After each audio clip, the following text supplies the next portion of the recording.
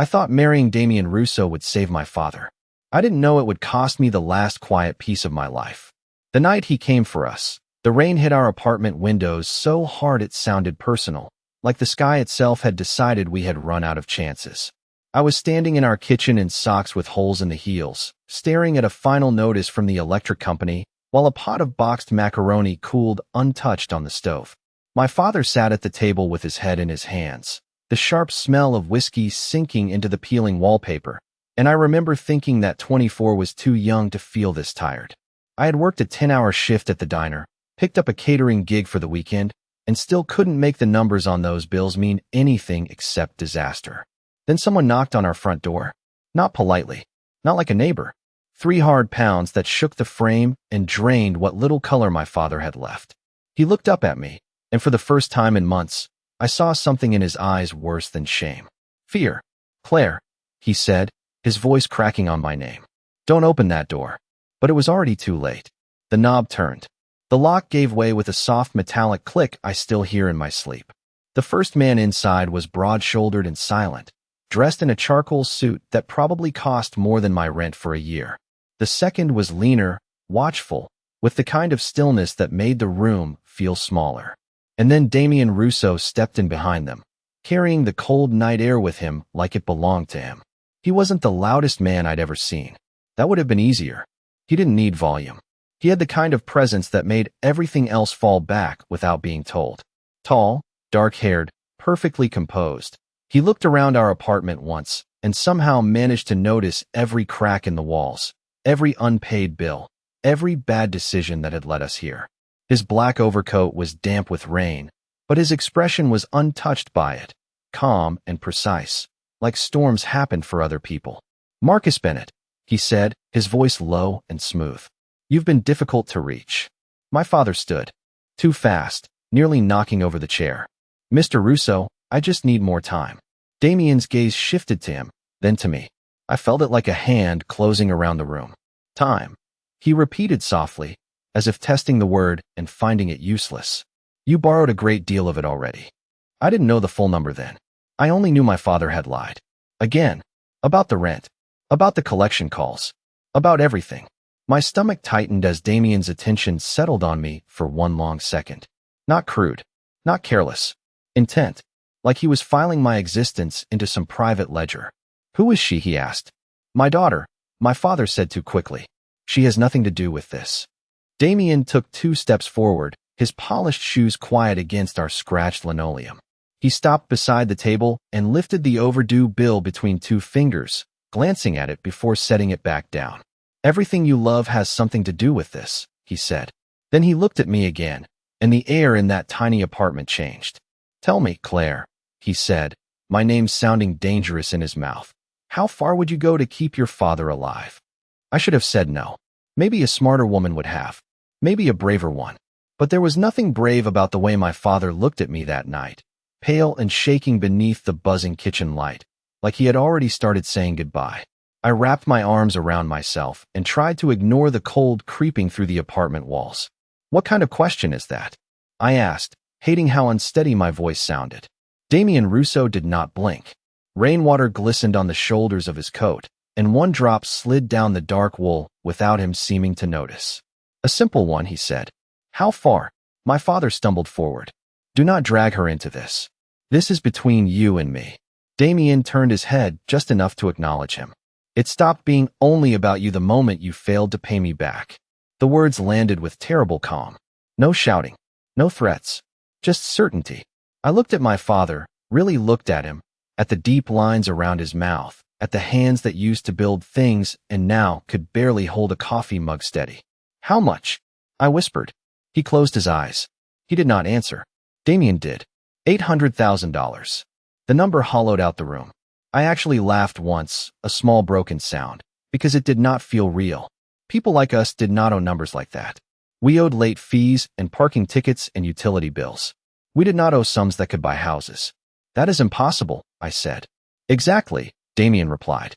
He slipped one hand into his coat pocket and pulled out a folded sheet of paper, setting it carefully on the table beside the unpaid electric bill. A contract. Even from where I stood, I could see lines, signatures, dates, legal language that made my head spin. My father sank back into his chair as if the paper itself had knocked the strength out of him. I was going to fix it, he muttered. I just needed another month. You needed discipline, Damien said. Then his eyes returned to me, cool and unreadable. Instead, you have a daughter. I hated that he said it like an asset, like a resource, like I was one more item in the room he could assign value to. Heat rushed into my face, sharp and humiliating. I am not part of any deal. Everyone is part of a deal, he said softly. Most people are just lucky enough not to know the price. One of the men behind him shifted slightly, and the floorboard creaked under expensive leather. The sound made my pulse jump. Outside, thunder rolled over the city, low and distant, while inside that apartment every second felt too loud. Damien looked around once more at the peeling cabinets, the thrift store curtains, the pan of untouched macaroni on the stove. Something unreadable flickered across his expression, gone so quickly I thought I imagined it. I can give your father one option, he said. One. My father stared at the contract like it was written in fire. Please, he said. Please, Damien. Hearing a man twice his age beg like that did something ugly to my chest. Damien reached into the inner pocket of his coat and withdrew a small velvet box, black and severe. He placed it on the table with more care than he had shown the contract. My breath caught before I could stop it. Marry me, he said, looking directly at me. Your father keeps his life. His debt disappears. His apartment stays. His record with me is cleared. The room tilted. My father made a strangled sound. No, but Damien did not look at him. He only looked at me, like my answer was the only one that had ever mattered. This is a business arrangement, he said. Nothing more. You wear my ring. You sign my name. In return, your family survives. I stared at the box, then at the man offering it, and realized with a sick twist of understanding that he had not come hoping to collect. He had come expecting to claim. My father started shaking his head before I could even breathe again. Claire, no. No, absolutely not. His voice cracked under the weight of panic and shame, and for one strange second I wanted to comfort him, even after everything. That was the worst part about loving someone who kept breaking your life. Some part of you still reached for them anyway. I kept staring at the velvet box on the table, at the sharp, clean line where it sat beside overdue bills and a water-stained envelope from our landlord. And the contrast was so cruel, it almost made me dizzy. A ring belonged in another kind of story. One with candlelight and certainty and a man who smiled because he loved you, not because he had calculated exactly what you were worth. You cannot ask this, I said quietly. Damien Russo did not look offended. If anything, he looked bored by the idea that there might be rules he had not already decided did not apply to him. I can, he said. I just did. The broad-shouldered man near the door stayed perfectly still, but I could feel his attention sharpen, as if the entire room had become a negotiation in progress. My father pushed himself up from the chair so fast it scraped across the linoleum with a harsh screech. Take me to court. Take the apartment. I do not care, but you leave her out of this. Damien finally turned toward him, and the temperature in the room seemed to drop 10 degrees. You should have thought like a father before now, he said. The silence after that was brutal. My father flinched like he had been slapped by the truth. I swallowed hard and forced myself to step closer to the table. Up close, the box looked even smaller than I expected. It should have felt ridiculous that something so small could hold the power to decide the rest of my life. Why me? I asked. If this is business, why marriage? Damien held my gaze, and I hated that I could not read a single thing in those dark eyes. Because a wife is protected in ways other people are not, he said. Because my name opens doors your father has spent years closing. Because if I solve this problem, I solve it permanently. It was the most chilling answer he could have given, not because it sounded cruel, but because it sounded practical. Like he had already arranged me into the architecture of his future and could not understand why I was surprised to find myself there. You do not know me, I said. I know enough. His eyes dropped briefly to the diner logo on my faded sweatshirt, then to my shoes, then to the stack of textbooks on the counter with sticky notes jutting from the pages like tiny surrender flags. You work too much. You carry people who do not deserve it. You have been trying to save this household alone for a long time. And if I walk out that door tonight without an agreement, your life gets smaller by morning. I should have hated him for knowing all that. Instead, I hated how accurate it was. My chest tightened until it hurt. Claire, my father whispered, suddenly crying in the quiet. Broken way men do when pride has finally run out. Please do not do this for me. I looked at him then, really looked, and saw not just the man who had failed me, but the father who used to carry me on his shoulders through the hardware store, who taught me how to measure a room with a tape measure and swear at crooked cabinets, who had once been solid before grief hollowed him out. Damien reached for the velvet box and opened it. The diamond inside caught the kitchen light and turned it cold. This is not a love story, he said, his voice low and controlled. It is an arrangement. You will have your own room, your own schedule within reason. Your father will be left in peace, and no one will ever speak to you the way poverty has. Something about that last line landed deeper than it should have. Maybe because it was true.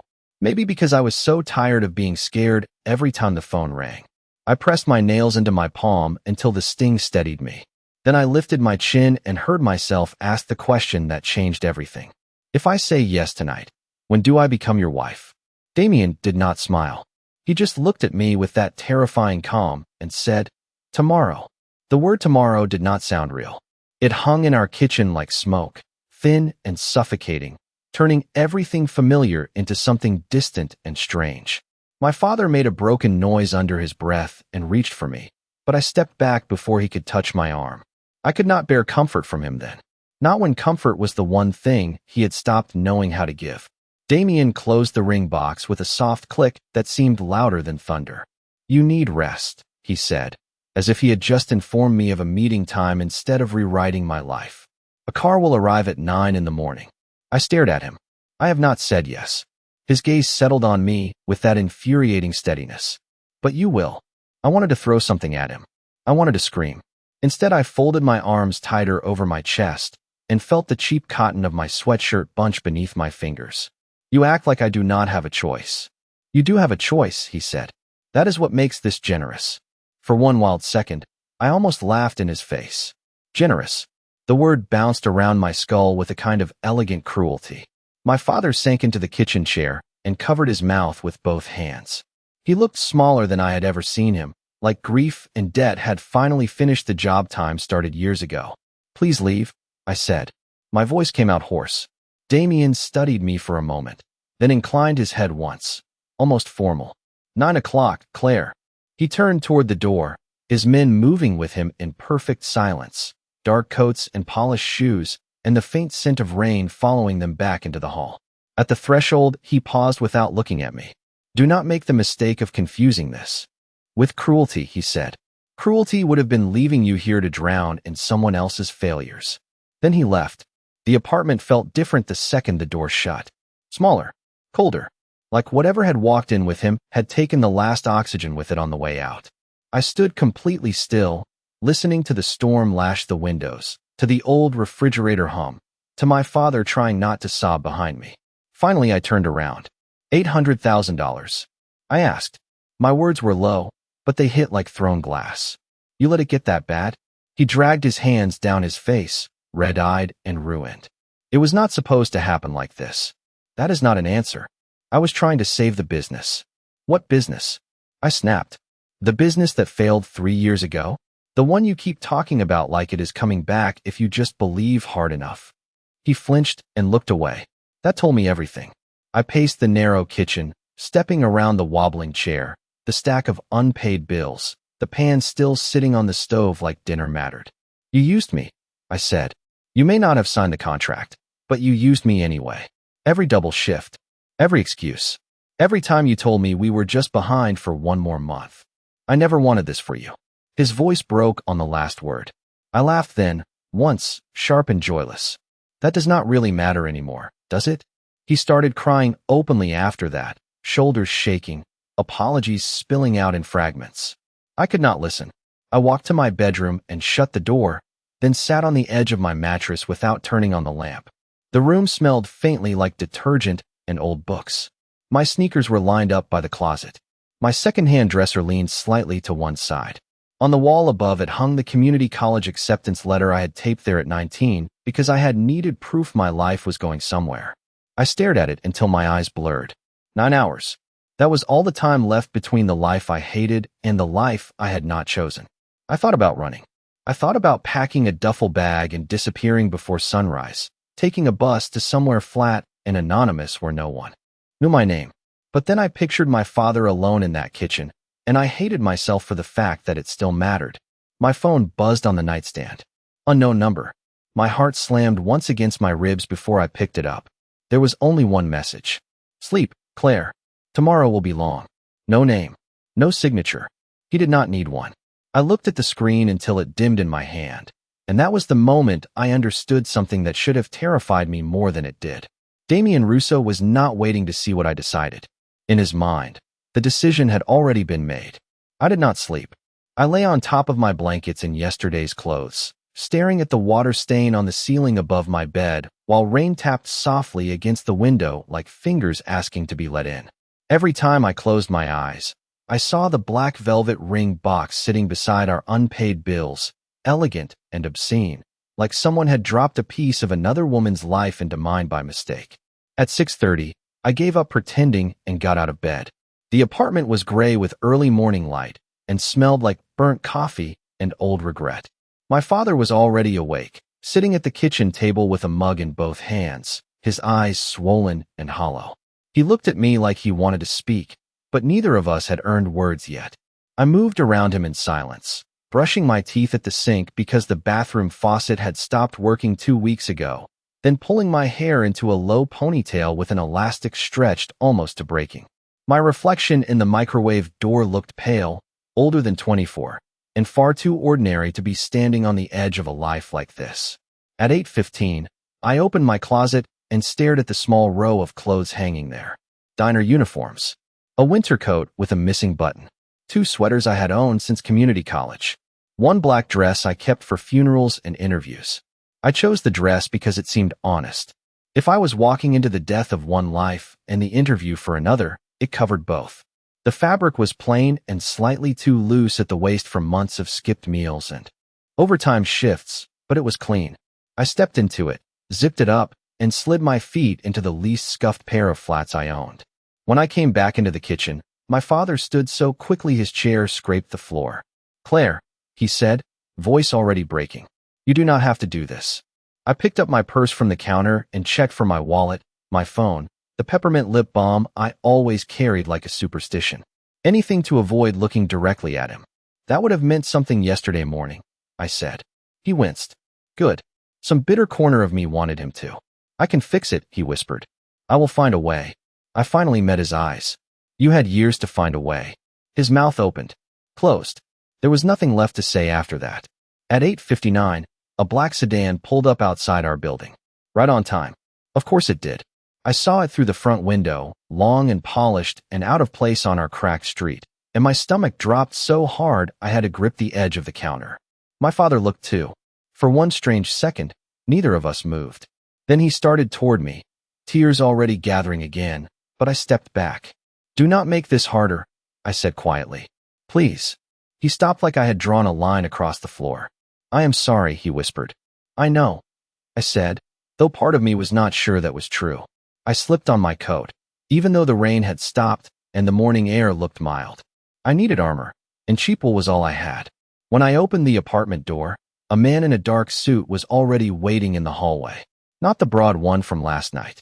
This one was younger, clean-cut, with polite eyes that somehow made the whole thing feel even more unreal. "Miss Bennett," he said with a slight nod. "I am here to take you to Mr. Russo." Mr. Russo. Not Damien. Never Damien. The title alone felt like a locked gate. I followed him down the stairs, every step echoing in the narrow stairwell. And by the time we reached the sidewalk, my pulse was beating so hard it blurred the edges of everything. The city looked exactly the same as it always did. A woman walking a terrier in a red raincoat. A delivery truck idling by the corner deli. Steam rising from a manhole half a block away. Ordinary Tuesday morning life, still moving, still indifferent, while mine cracked cleanly in two. The driver opened the rear door for me, and I hesitated just long enough to feel foolish. The leather inside smelled expensive and cool, like nothing I had ever touched belonged there. I slid in, clutching my purse in both hands. No one spoke during the drive. Buildings passed in a blur of wet brick, glass towers, coffee carts, and people hurrying to jobs they probably hated for reasons far less dramatic than mine. I kept waiting for panic to hit in one clean wave, but it came in pieces instead. When the car turned through wrought iron gates and rolled up a curved driveway toward a stone estate that looked like it belonged in another century, I finally understood the scale of what I had agreed to. This was not just a rich man's house. This was a fortress disguised as elegance. A woman in a cream suit was waiting at the entrance before the sedan fully stopped. She opened my door herself and offered me a measured smile that did not quite reach her eyes. "Welcome, Miss Bennett," she said. "Mr. Russo asked that you be made ready immediately." I stepped out onto the polished stone, looked up at the massive front doors, and realized with a cold rush down my spine that I had not been brought here to discuss anything. I had been delivered. The woman in the cream suit introduced herself as Evelyn and led me through the front doors with the kind of polished calm that made panic feel embarrassing. The entrance hall was bigger than my entire apartment, all pale marble, high ceilings, and a chandelier that threw soft gold light across everything it touched. My flats made almost no sound on the floor, which somehow felt worse. I wanted noise. I wanted proof that I still existed inside a place designed to make people feel small. "This way," Evelyn said, guiding me toward a sweeping staircase with a hand resting lightly near my elbow, but never quite touching me. That detail mattered. Everything here seemed choreographed to the inch. Nothing crude, nothing careless.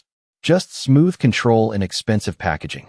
We passed a wall of black and white photographs in silver frames, a grand piano no one was playing, and two men in dark suits standing near a set of double doors as still as statues. No one stared. No one smiled. It was not hostility. It was structure. The entire house felt like it obeyed him even when he was not in the room. Evelyn took me upstairs and down a long corridor lined with tall windows overlooking the rain-dark gardens. At the end was a bedroom larger than the first floor of our apartment building. She opened the door and stepped aside.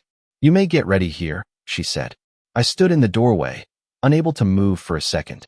The room was all soft neutrals, an impossible luxury. Cream walls, a fireplace with white stone carved around it. Floor-to-ceiling drapes the color of smoke. A bed big enough to lose yourself in. On a long velvet settee beneath the windows sat 3 garment bags, 2 white boxes, and what looked like an entire jewelry store arranged on silver trays. "No," I said before I could stop myself. Evelyn turned back. "I beg your pardon." "No," I repeated, stronger now. "I am not wearing whatever fantasy he picked out for me.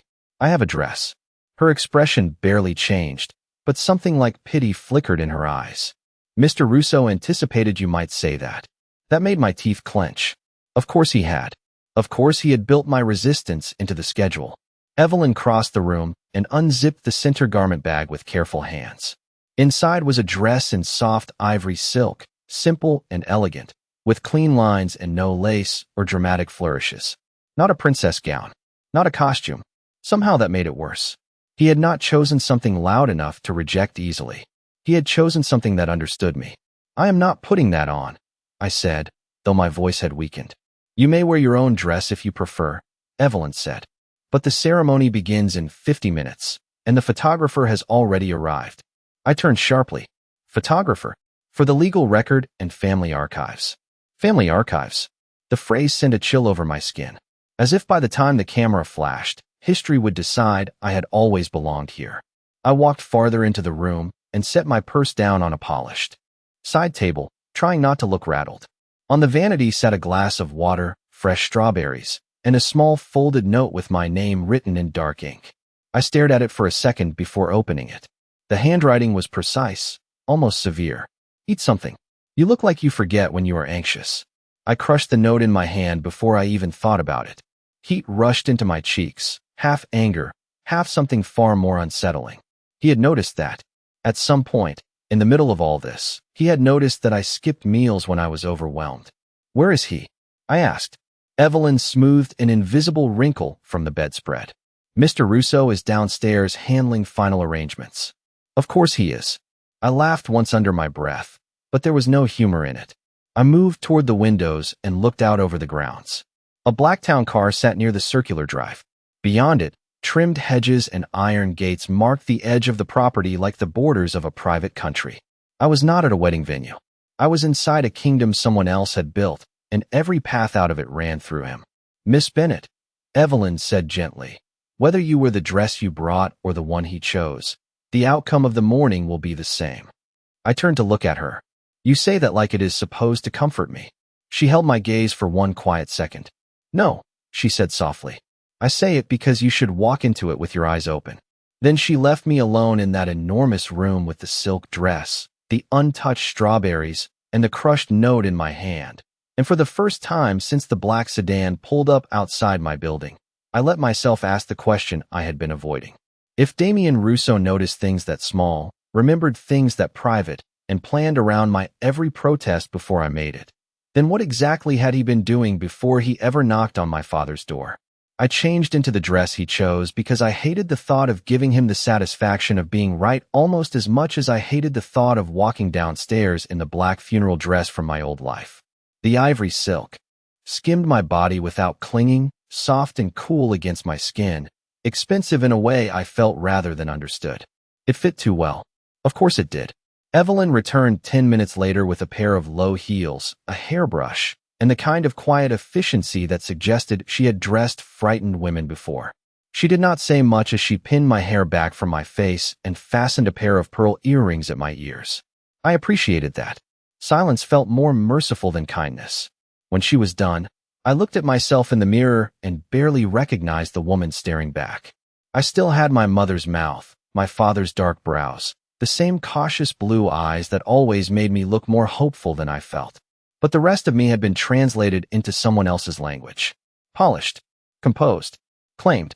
"It is time," Evelyn said softly. I followed her downstairs with one hand gliding along the smooth banister, trying not to trip, trying not to think about what it meant that every step carried me farther from the life I had known and deeper into one I had not chosen. The ceremony was not in a church or a ballroom. It was in a private library at the back of the house, a long room lined with dark wood shelves and tall windows that let in the gray afternoon light. A fire burned low in the marble hearth. White roses stood in simple arrangements on the mantel and side tables, elegant and restrained. There were no crowds, no music swelling, no smiling relatives. Just a man in a dark suit with a leather folio, two witnesses I did not know, Evelyn standing off to the side, and Damien Rousseau waiting near the fireplace like the room itself had been arranged around him. He turned when I entered, and for the first time since this started, his composure shifted. Not much, just enough that I saw it. His gaze moved over me slowly, not disrespectful, not careless, but intent in a way that made my heartbeat stumble. He wore a black suit with a white shirt and a charcoal tie, every line of him exact and controlled, but something in his eyes darkened when they met mine. "You are late," I said, because I needed to say something sharp before the look on his face unsettled me further. One corner of his mouth moved, not quite a smile. "You are not." The answer annoyed me because it should not have. Evelyn stepped back. The man with the folio introduced himself as the officiant, though the whole thing felt less like a wedding and more like a merger between empires, one of which happened to be me. I stood where I was told. Damien stood across from me. The fire crackled softly behind him, and the scent of cedar and paper and expensive cologne filled the room until I felt trapped inside his atmosphere. The officiant began speaking in a measured voice about legal union, mutual agreement, and the responsibilities of marriage under New York law. I heard maybe half of it. My attention kept snagging on strange details instead. The silver watch at Damien's wrist, the faint scar near his right thumb, the fact that he never once looked away from me, not even when signing the first set of documents. "Miss Bennet," the officiant said, and I realized with a jolt it was my turn. My throat tightened. I took the pen he offered and looked down at the paper. Claire Bennet. One signature left before that name changed. My hand trembled once. Damien noticed. Of course he did. "If you need a minute," he said quietly, for my ears alone. "Take it." I looked up at him, startled by the softness of the words. "Would it change anything?" I whispered back. His expression did not shift. No, honesty should not have comforted me, but somehow it did more than lies would have. I signed. The scratch of pen on paper sounded unnaturally loud in the still room. The officiant nodded, moved to the ring exchange, and Damien took the velvet box from his pocket like he had carried it there all day. He slid the ring onto my finger with steady hands. The diamond was not delicate up close. It caught every scrap of light in the room and held it hostage. When it was my turn, I lifted the plain gold band meant for him and realized my fingers had gone cold. He extended his hand without looking down, trusting me not to drop it, trusting me not to run. I slid the ring into place, and the moment it settled against his skin, something in the room changed. Not in the legal sense, in the emotional one. Like a door I had been bracing shut swung open anyway. By the authority vested in me by the state of New York, the officiant said, "I now pronounce you husband and wife." Husband and wife. The words echoed through the library and landed somewhere deep enough to bruise. No applause followed. No kiss was demanded. Just silence, signatures, and the quiet certainty that my life had just been rewritten in ink. The officiant closed the folio. One witness stepped forward to shake Damien's hand. Evelyn offered me a glass of water that I accepted without tasting. I kept staring at the ring on my finger like it might explain itself if I looked hard enough. Then Damien moved beside me, close enough that the warmth of him pressed into the edge of my awareness, and said in a voice no one else was meant to hear, "Claire Russo has a better chance of surviving this world than Claire Bennett ever did." The name sounded wrong on my skin. Claire Russo. It followed me out of the library and down the long marble hallway like an echo I could not shake, elegant and heavy and completely unreal. People I had never met began using it immediately. A woman from the kitchen asked if Mrs. Russo would prefer tea or coffee. A man with a tablet asked whether Mrs. Russo had any dietary restrictions. Every time I heard it, my shoulders went tighter beneath the silk of the dress, like my body understood before my mind did that something irreversible had happened. Damien moved through all of it with the same calm authority he had carried into my father's apartment, speaking quietly to staff, signing documents, checking his watch, as if marrying me had simply been another task on an already crowded schedule. That should have offended me. Instead, what unsettled me was how often his attention returned to me even while doing other things, as if some invisible part of him was always keeping count of where I stood, whether I had eaten, whether I was about to bolt. Evelyn guided me to a smaller sitting room just off the main hall, where lunch had been laid out on a round table by the windows. White china, linen napkins, soup that smelled like rosemary and cream, small sandwiches with the crusts trimmed away. It looked almost absurdly gentle after the morning I had survived. "I am not hungry," I said. Evelyn gave me the same measured look she always seemed to have ready. "Mr. Russo said you would say that." I let out a breath that was too close to a laugh. "Does he ever get tired of being right?" "I would not know," she said. "Most people do not test him often enough to find out." Then she left me alone. I stood by the table for a full minute, staring at the food, at the silver spoon resting beside the bowl, at the domestic neatness of it all. The note in my room had not been an accident. This had not been, either. He was not just controlling the large things. He was arranging the small ones too, the hidden ones, the places where fear liked to live. I sat only because my knees suddenly felt unreliable. I had just lifted the spoon when Damien walked in without knocking. Of course he did. He had changed since the ceremony, trading his suit jacket for a charcoal sweater that made him look almost ordinary at first glance, until you noticed the watch, the posture, the kind of stillness that only came from being obeyed too often for too long. He closed the door behind him and glanced at the untouched table, then at me. "You started," he said. "That is encouraging." I had to do something while adjusting to the fact that I apparently belonged to a new last name now. He pulled out the chair across from me and sat down with unhurried grace. "You do not belong to a last name," he said. "You are protected by one." I set the spoon down. That is a very expensive way to say ownership. His expression did not harden, but something in his eyes sharpened. "There is a difference." "Is there?" I asked. "Because from where I am sitting, you walked into my father's apartment with a contract and left with a bride." For a second, the room went quiet except for the soft ticking of the clock on the mantel. He folded his hands loosely on the table and looked at me with that unnerving directness that always made me feel like he was reading the line beneath the line. "If I wanted ownership, Claire, I would not have married you." The answer caught me off guard. I hated that he could still do that. "Then why did you?" I asked, more softly than I meant to. He held my gaze. "Because there are only a few ways to keep someone safe in my world. Distance is one. Irrelevance is another. Neither was possible for you." My pulse jumped once hard. What is that supposed to mean? He leaned back slightly, and the movement looked casual until I realized it was deliberate. Space, offered instead of taken. It means by the time I knocked on your father's door, too many people already knew your name. A cold ripple moved through me. Because of my father? Because of his debt? Because of the people circling it? Because men who notice weakness rarely stop at money. His voice stayed even, but something darker moved just beneath it. Not threat, exactly, but memory. Knowledge. I looked down at the ring on my finger, bright against the porcelain bowl, and for the first time I wondered whether the ceremony had been less bargain than shield. That thought should have made me grateful. Instead it made me angry, because shield still trapped the thing they protected. You could have told me that before today, I said. Would you have believed me? No, probably not. I hated that too. He reached into his pocket then and set my phone on the table between us. I stared at it.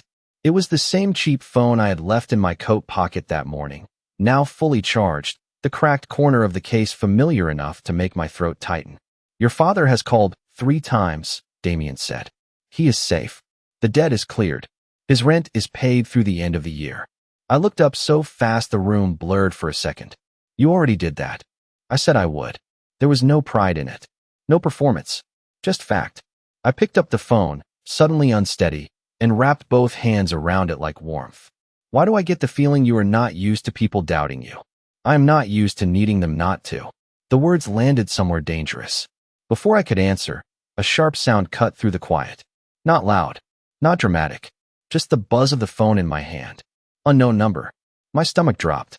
Damien saw the screen before I could turn it over. In one movement, all the ease left his body. The air around him changed, tightening like a wire pulled too far. Do not answer that, he said, and this time there was nothing gentle in his voice at all. My fingers tightened around the phone so hard the cracked plastic edge bit into my palm. Damien did not raise his voice, but he did not need to. The warning in those 4 words changed the room faster than thunder ever could. I looked from the screen to his face and saw something I had not seen before since meeting him. Not anger. Not exactly. Urgency sharpened by restraint. Controlled enough to be terrifying. Who is it? I asked. The phone kept buzzing in my hand, the unknown number flashing again and again like it had all the patience in the world.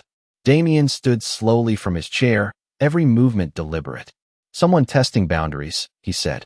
Give me the phone. I should have refused on principle. Maybe I would have, if he had sounded cold or commanding or anything less than absolutely certain. Instead, I held the phone closer to my chest and said, It is mine. His jaw tightened once. Claire. My name sounded different when he said it like that, lower and rougher around the edges. Not possession this time, but warning. If you answer, they know the number is active.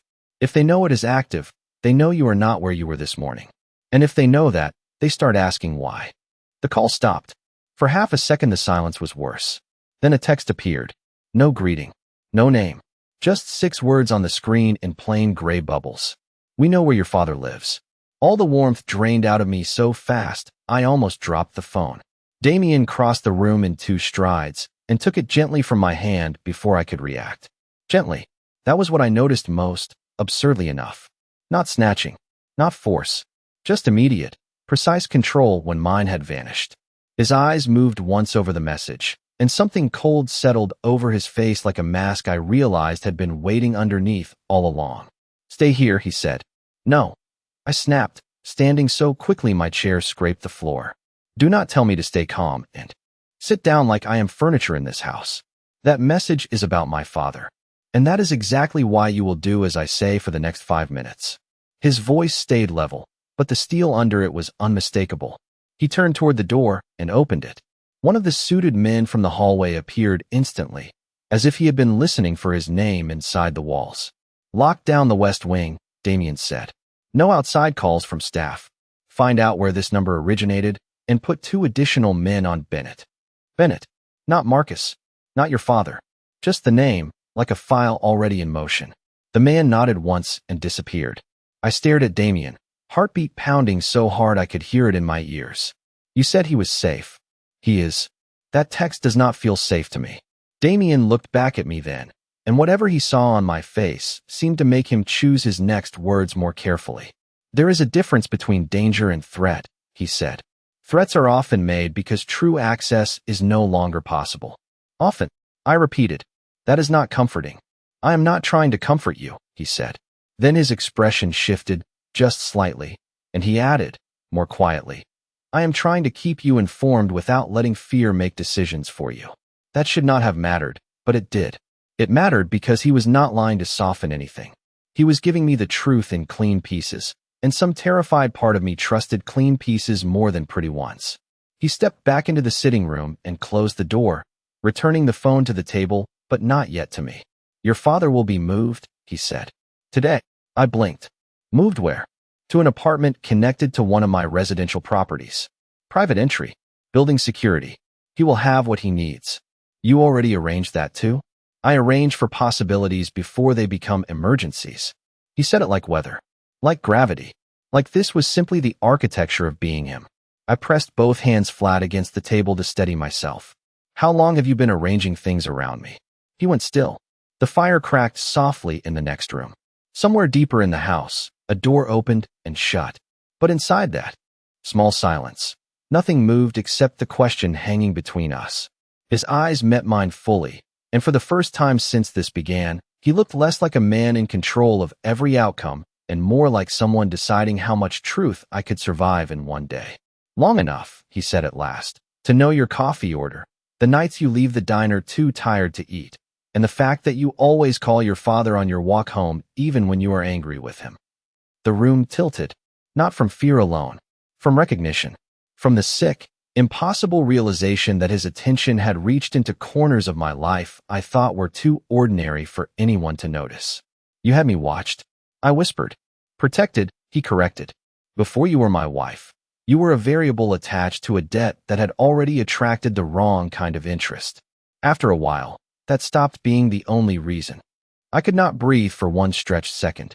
The ring on my finger suddenly felt heavier than gold should. That is supposed to make me feel better? I asked. His gaze dropped briefly to my left hand, to the diamond catching the late afternoon light, then rose back to my face with an intensity that made my stomach twist. No, he said quietly. It is supposed to make you understand that none of this began today.